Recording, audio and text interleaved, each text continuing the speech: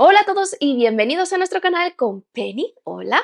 Y yo soy Mary y hoy os traigo la novela de Parentesco de Octavia E. Butler. Se trata de una novela difícil de clasificar de género por esta escritora norteamericana porque muchos la consideran una obra de ciencia ficción por las temáticas que toca y haber viajes en el tiempo, pero la propia autora dice que ella la considera dentro del género de la fantasía y yo de hecho también la considero como tal, porque aunque es cierto que trata temáticas de ciencia ficción, no da una explicación física o científica de por qué ocurren estas cosas, cosa que la tendría que hacer clasificarse dentro del género de la fantasía. Y de hecho forma parte de mi top de libros de fantasía que podéis encontrar aquí arriba. Es una novela que fue publicada en 1979 y que ha tenido un gran éxito desde su publicación. Es de hecho el libro más vendido de esta autora y se utiliza de forma habitual en las escuelas y en grupos de lectura por su realismo a la hora de describir la esclavitud y el choque cultural que supondría para una persona que vive en el presente, bueno, el presente de su publicación, si se ve atrapada allí como le sucede a la protagonista, perdiendo todos sus derechos simplemente por ser una mujer negra. Se ha adaptado a una obra de teatro, a una novela gráfica e incluso en el 2022 a una miniserie de 8 capítulos por FX Hulu, que tiene muy buena valoración, pero la verdad es que solamente adapta las 3 primeras partes del libro y de una forma un poco libre y que estaba pensada en realidad para varias temporadas, pero FX pues la cortó. En España el libro está siendo publicado por Capitán Swing Ediciones con 328 páginas. La novela está narrada en primera persona subjetiva por Dana, la protagonista, una escritora afroamericana de 26 años que vive en Los Ángeles de 1976 y que está casada con Kevin, un escritor blanco, y si bien Dana vive en una época en la que ya no existe la esclavitud y tiene plenos derechos como ciudadana, lo cierto es que siempre a lo largo de su vida ha sufrido discriminación y su relación con Kevin, al ser un hombre blanco, no está demasiado bien vista por muchos porque en esa época, en los años 70, pues había aún muchos más prejuicios y ambos han sido rechazados por su familia por casarse con el otro. Nada más mudarse a su nueva casa, Dana empieza a experimentar unos viajes al pasado, en concreto a la primera mitad del siglo XIX en Maryland, una sociedad esclavista,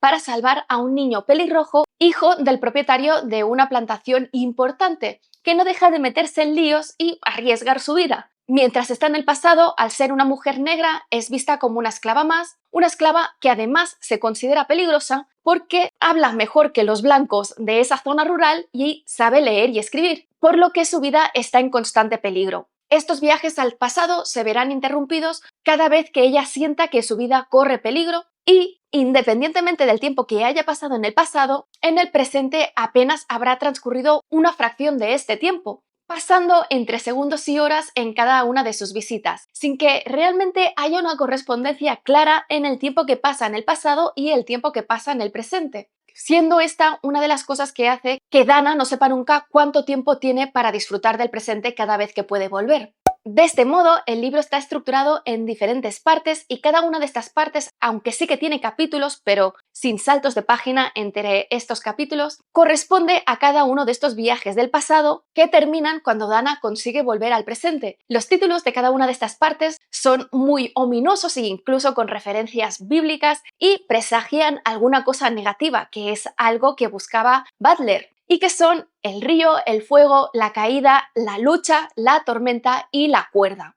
Asimismo, la novela presenta una narración circular porque el prólogo transcurre después de todas estas partes, con Dana encontrándose en el hospital después de haber perdido el brazo en este último viaje. En el libro, Dana nos contará precisamente cómo ha llegado hasta ese punto de forma cronológica desde su punto de vista, aunque es cierto que también hace referencia a algunos flashbacks, pero que su presente de el que está narrando es sin duda cronológico. Y únicamente el epílogo se sale de esta narración circular porque sirve para que tanto el lector como Dana y Kevin puedan asimilar todo lo que han experimentado. Butler desarrolla especialmente bien no solamente a la protagonista, a Dana, sino también al niño que salva, a Rufus, ya que cada uno de ellos tendrá que asimilar las diferencias culturales y avanzar, siendo algunos de ellos, por supuesto, insalvables por mucho que los dos pongan de su parte, generando estas diferencias y estas cosas que Dana no consigue salvar un gran dolor a lo largo del camino, no solamente para ellos, sino para todas las personas que lo rodean.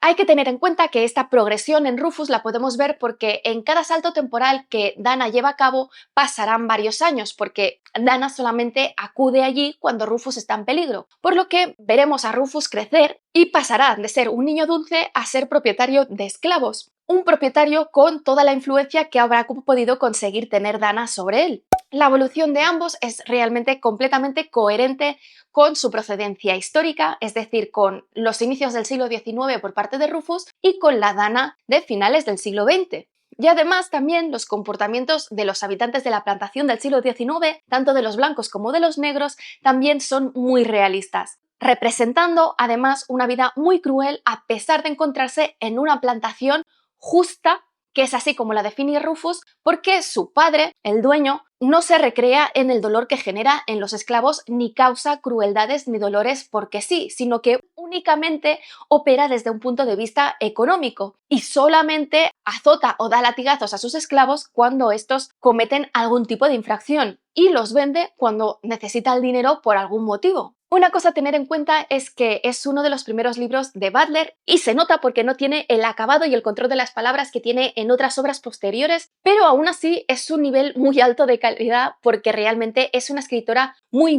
buena y consigue conectar a nivel emocional con el lector y provocarlo para que se sienta obligado a reflexionar e incluso sentirse identificado y sufrir con Dana, independientemente de su procedencia, el país de origen o de su raza. Algunas temáticas importantes que además se ven en muchos de los libros de Butler. El primero, por supuesto, es la esclavitud, y Butler elige, como os he dicho, una descripción hiperrealista de las comunidades esclavas que se generaban en grandes plantaciones y cómo su suerte podía cambiar de un momento a otro por los deseos de los blancos, sin caer en romantizaciones ni tampoco en ser extremadamente cruel, sino buscando un punto medio en el que seguramente se encontraban la mayor parte de las plantaciones, controladas por un hombre blanco que veía a los esclavos como su propiedad. Una propiedad que, por ser su propiedad, pues debía intentar mantener lo más intacta posible, pero que por supuesto tenía que corregir si cometían algún tipo de infracción, porque tenía que poder mantener su estatus. Una sociedad en la que además una persona negra veía a toda la sociedad en contra de ellas, sobre todo si vivía en un estado esclavista. Incluso aquellas personas libres que vivían en estos estados tenían que soportar los abusos de los hombres blancos porque apenas tenían derechos. Sin detenerse excesivamente en nadie, Butler consigue darnos un gran abanico de situaciones y de personajes individualizadas en esta primera mitad del siglo XIX.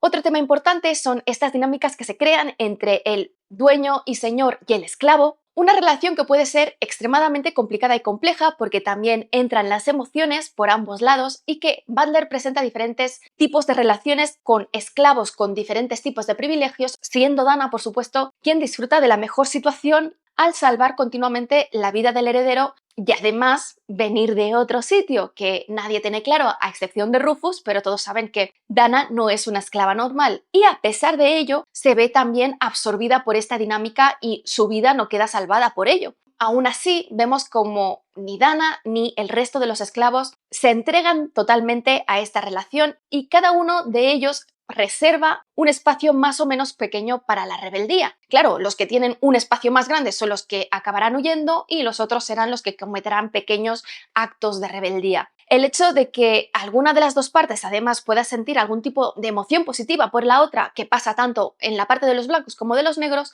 hace que esta relación sea aún más complicada y genere conflictos morales muy importantes. Otro tema importante es el trauma. El trauma no solo que sufrieron los esclavos en su momento, sino cómo la sociedad americana actual intenta reprimir las consecuencias de ello en su memoria colectiva, algo que por cierto también sucede en su trato con los nativoamericanos. Y otro tema importante es el hecho de tener una mujer fuerte como protagonista, en este caso Dana, que a pesar de estar aterrorizada, intenta una y otra vez sobrevivir a todo lo que está sucediendo y tomar decisiones difíciles y vivir sus consecuencias. Butler, de hecho, explica que decidió escoger una protagonista femenina a pesar de que al principio quería a un hombre, porque teniendo en cuenta el racismo y el sexismo del siglo XIX, consideró que una mujer, y además una mujer joven, no sería percibida inmediatamente como alguien peligroso. Hay también mucha discusión sobre el significado del título, Kindred en inglés, que se ha traducido como parentesco, siendo el más fácil, por supuesto, el que tiene que ver con el hecho de que Rufus sea un antepasado de Dana,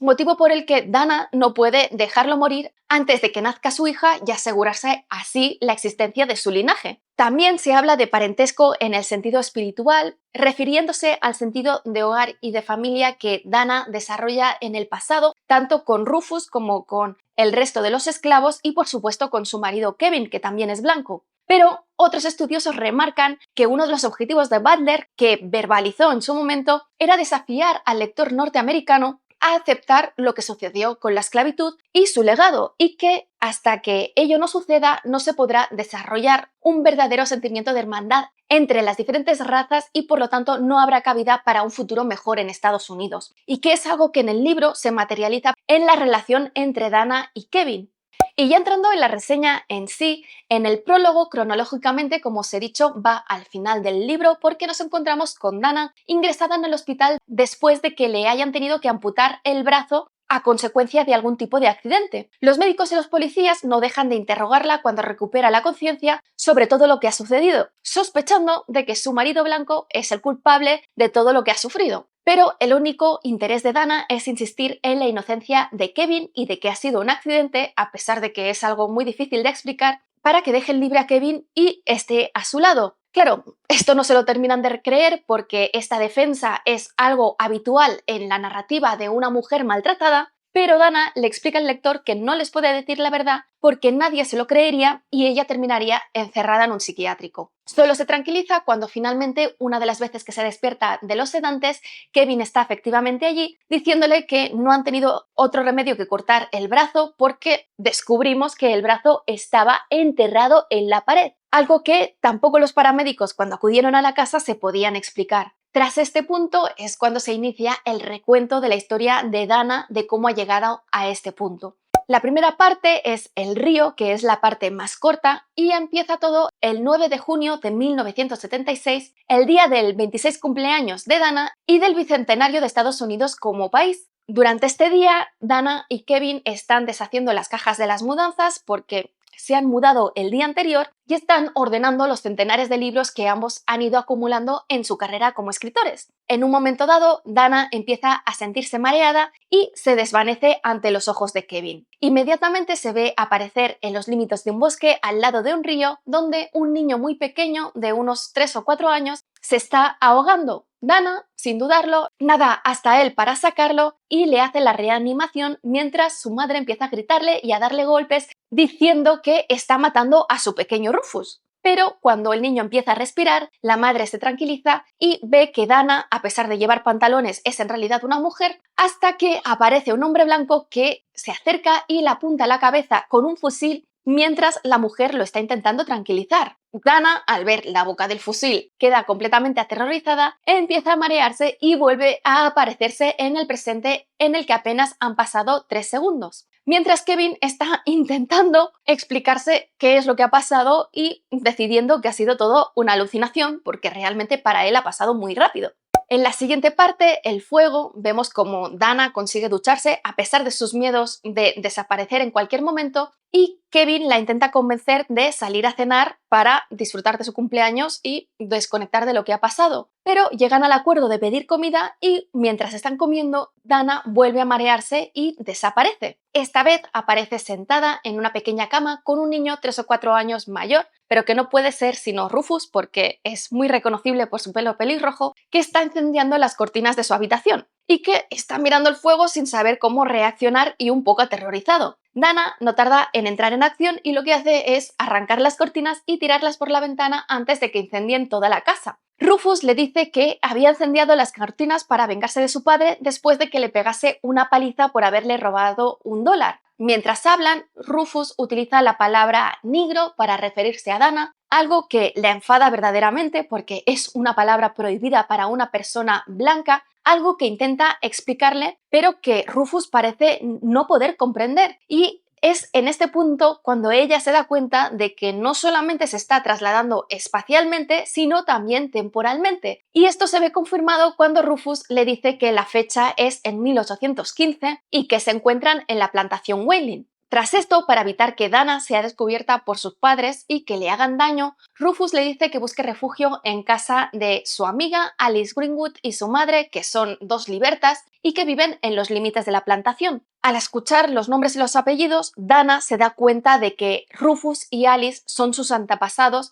y que no puede dejar que ninguno de los dos muera, especialmente Rufus, que es con quien parece tener esta conexión y quien parece tener tendencia a meterse en problemas, antes de que su hija nazca y su linaje se vea asegurado. En la oscuridad, Dana tiene verdaderos problemas para orientarse, pero cuando finalmente llega a casa de Alice, se esconde en unos matorrales porque ve a un grupo de patrulleros blancos que entran en la cabaña y sacan a la madre y al padre de Alice desnudos fuera de ella, para llevarse al padre de Alice, que sí que es un esclavo, después de darle varios latigazos por haber salido sin tener los papeles. Uno de ellos le da un puñetazo a la madre de Alice por haber rechazado acostarse con él, y en esos momentos Dana se da cuenta de que físicamente se parece muchísimo a la madre de Alice, siendo esta escena perfecta, además, para ver cómo ellas dos, que son libres, no pueden evitar ser abusadas y maltratadas por los hombres blancos que viven allí. Los hombres se marchan y Dana aprovecha para acercarse y ayudar a la madre de Alice a levantarse, pero cuando están frente a la cabaña, vuelve uno de los patrulleros y después de que Alice y su madre se encierren en la casa, intenta violar a Dana, convencido de que Dana es en realidad la hermana de la madre de Alice y de que no tiene papeles. Temiendo por su vida, Dana consigue darle un golpe en la cabeza con una rama y, producto de este miedo, vuelve al presente.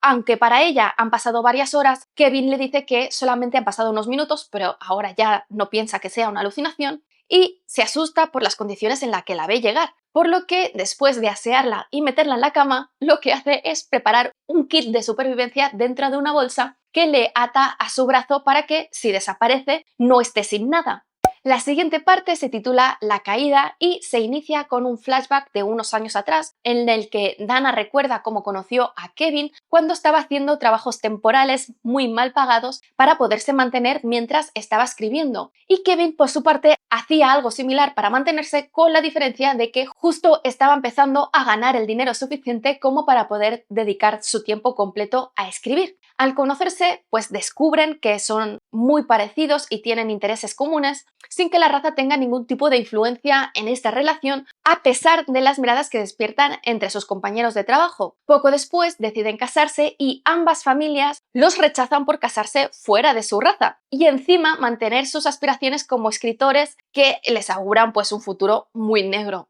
En el presente, Kevin está investigando entre sus libros y planea ir a la biblioteca para poder falsificar papeles de libertad para Dana, pero antes de que pueda hacerlo, Dana empieza a sentirse mareada, pero esta vez Kevin la abraza para poder ir con ella al pasado. Al llegar, se encuentran con un Rufus ya de alrededor de unos 10 años, que está muerto de dolor después de haberse caído de un árbol y romperse la pierna, y que junto a él hay un chico negro de su edad, Nigel, al que envían a la casa para buscar ayuda. A pesar de que Rufus es consciente de que Dana viene de otro lugar porque antes de que aparezca tiene pequeñas visiones de dónde se encuentra ella, cuando Dana le explica que Kevin es su marido, es algo que él es incapaz de asimilar o de creerse porque los matrimonios interraciales están prohibidísimos en su tiempo. Aunque sí que es habitual que los propietarios esclavos tengan amantes negras muchas veces en contra de la voluntad de estas mujeres. Dana y Kevin intentan explicarle que vienen del futuro, enseñándole monedas de años posteriores al suyo, y esto, junto a las visiones, hacen que Rufus se comprometa a guardarles el secreto de que son un matrimonio, y los tres acuerdan la historia de que Dana es propiedad de Kevin. Y efectivamente, cuando llega el padre de Rufus, Tom Whaling, junto con el padre de Nigel, Luke, es así como Kevin se presenta y, como ha ayudado a su hijo, se ve obligado a regañadientes a invitarlo a cenar a su casa. En la plantación, la madre de Rufus no tardará en sentir celos por el cariño que su hijo parece tener a Dana, por lo que la enviará enseguida a la cocina, a pesar de no ser su propiedad, que es un pequeño edificio que está situado fuera de la casa principal, como era habitual en ese momento, donde Dana conocerá a Sarah y a su pequeña hija sordomuda, Carrie, sorprendiéndose del gran odio que Sarah siente por sus dueños después de que hayan vendido a todos sus hijos menos a Carrie y que no actúe sobre ello, porque claro, para ella sería muy fácil envenenar la comida que les sirve. Por su lado, Kevin, que no sabe cómo sobrevivir en este pasado mientras se encuentran allí, acepta la oferta de Tom Welling de convertirse en el tutor de Rufus mientras esté postrado en la cama y no pueda ir a la escuela. Semanas que Dana decide que intentará aprovechar para mejorar su relación con Rufus para sus futuras visitas, esperando además poder influenciarlo en el adulto en el que se convertirá. Pero mientras tanto también lleva a cabo tareas típicas de esclava, sobre todo junto a la cocina, con la excusa de que Kevin quiere que aprenda a cocinar. Cuando Waylon descubre que Dana sabe leer y escribir, avisa a Kevin de que un esclavo así es muy peligroso porque puede tener ideas poco convenientes sobre la libertad en su cabeza y además meter estas ideas en las cabezas de otros, como si los otros por no leer no quisiesen ser libres. Y le recomienda que la venda lo antes posible. Si bien, cuando la descubre leyendo a su hijo, tampoco se lo impide, pero sí le prohíbe leer ella sola. Durante estas semanas, ambos observarán las dinámicas de la familia Whaling y cómo esta familia trata a sus esclavos, muchas veces con pequeñas crueldades de las que ni siquiera son conscientes que son producto de esta relación de superioridad y de propiedad por parte de los Whaling, pero también son testigos, sobre todo Dana, de los castigos corporales que sufren por pequeñas infracciones totalmente desproporcionados. Y ambos lo verán con un punto de vista muy diferente. Por un lado, Dana lo vivirá como si lo estuviese sufriendo ella misma, no solamente por ser negra, sino porque en este pasado ella vive la vida de una esclava, si bien con una esclava con ciertos privilegios. Y Kevin, pues como tendrá su lugar privilegiado en la casa como hombre blanco que es, lo ve todo con cierto ojo clínico y con ánimo de historiador, excusando ciertas cosas diciendo que son de otra época, pero no quiere decir que tampoco que no le molesten, porque su preocupación principal es impedir que Dana sufra algún daño. Esta empatía por los esclavos harán que Dana poco a poco vaya asumiendo pequeños peligros, como por ejemplo aprovechar para tener cada vez más libertades en la casa, o bien enseñar a Nigel a leer y a escribir cuando él se lo pide, sabiendo ambos lo que les puede suceder por este hecho tan simple. Y bueno, eso es todo, espero que os haya gustado. Si es así, dadle al like, dejad comentarios que ya sabéis que siempre los contesto. Si no estáis suscritos, suscribíos y sobre todo, dadle a la campanita para que YouTube os pueda avisar cuando cuelgo nuevos vídeos, que los siguientes dentro del ámbito de la literatura van a ser Los magos de Lev Grossman, La milla verde de Stephen King y el último libro de Justin Cronin de Ferryman. Y en el ámbito de los cómics, el manga de La espada del inmortal de Hiroaki Samura y aún no tengo claro con qué voy a seguir. Nos vemos en el siguiente vídeo.